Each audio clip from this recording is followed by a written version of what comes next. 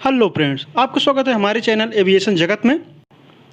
आज हम बात करेंगे कम्युनिकेशन और नेविगेशन के बारे में कि क्या है कम्युनिकेशन और क्या है नेविगेशन।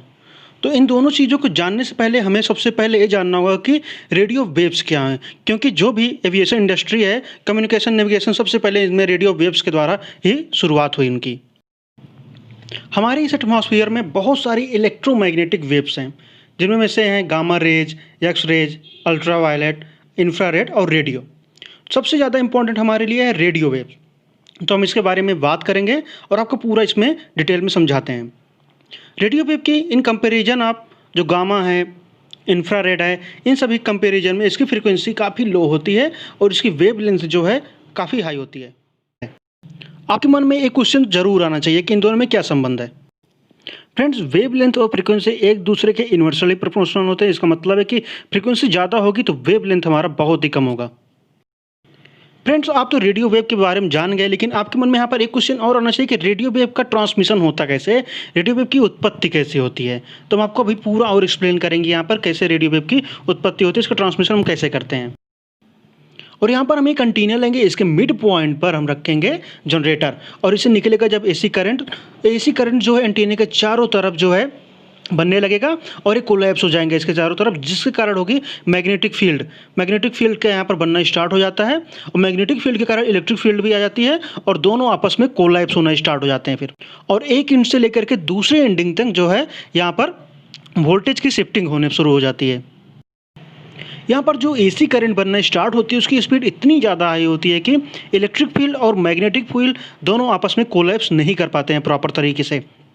और इसी बीच एक नया जो है हमारा एसी करंट आ जाता है और उसके कारण एक नई मैग्नेटिक और इलेक्ट्रिक फील्ड बन जाती है।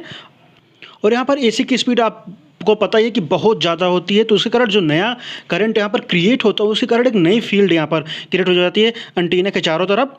और ये नई फील्ड क्या करती है, जो पहले से अभी जो हमारी कोलैप्स ना हुई जो फील्ड बनी रहती है इलेक्ट्रिक फील्ड और मैग्नेटिक फील्ड, उनको जो है एटमॉस्फेयर में फोर्स करती है। मतलब कि उन दो फील्डों को एटमॉस्फेयर में फोर्स करके बाहर निकालती है और इसी को ही हम कहते हैं रेडियो वेव्स। हम आपको यहाँ पर एक बार फिर से बताना चाहेंगे कि जो एसी करंट होती है उसकी स्पीड इतनी ज़्यादा हाई होती है जिसके कारण जो एंटीना होता है उसके चारों तरफ बने हुए इलेक्ट्रिक फील्ड और मैग्नेटिक फील्ड आपस में जो है कोलैप्स नहीं कर पाते हैं।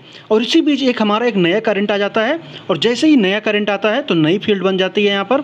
और जो नई फील्ड बनी रहती है, जो पुरानी फील्ड रहती है जो कि कोलैप्स नहीं हुई रहती है, उसको एटमॉस्फेयर में बाहर निकाल देती है। और जैसे ही इसको एटमॉस्फेयर में बाहर निकालती है तो वही वेव्स जो होते हैं रेडियो वेव्स होती हैं और ये प्रोसेस जो है कंटिन्यूअस होता रहता है। तो बहुत अधिक मात्रा में हमारी रेडियो वेव्स यहाँ पर बन जाती है और जब तक हम इसी सिग्नल एंटीना को ट्रांसफ़र करते रहते हैं तब तक ये रेडियो वेव्स हमारी बनती ही रहती है।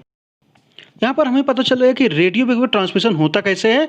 अब हमें जानेंगे कि रेडियो वेव की क्वालिटीज़ कैसी होती हैं। तो रेडियो वेव जो है डायरेक्शनल होती है और 186,000 माइल पर सेकेंड से प्रोपोगेट होती है एटमॉस्फेयर में रेडियो वेव। और जो डिस्टेंस ट्रेवल करती हैं वो डिपेंड करता है एसी सिग्नल के फ्रीक्वेंसी और एम्प्लीफिकेशन पर डिपेंड करता है जो एसी सिग्नल हम एंटीनों को देते हैं। और इसी सिग्नल कहाँ से मिलता है, करंट से, और करंट कहाँ से आती है, हमारा जनरेटर, जो इसी जनरेटर हम लगाए रहते हैं।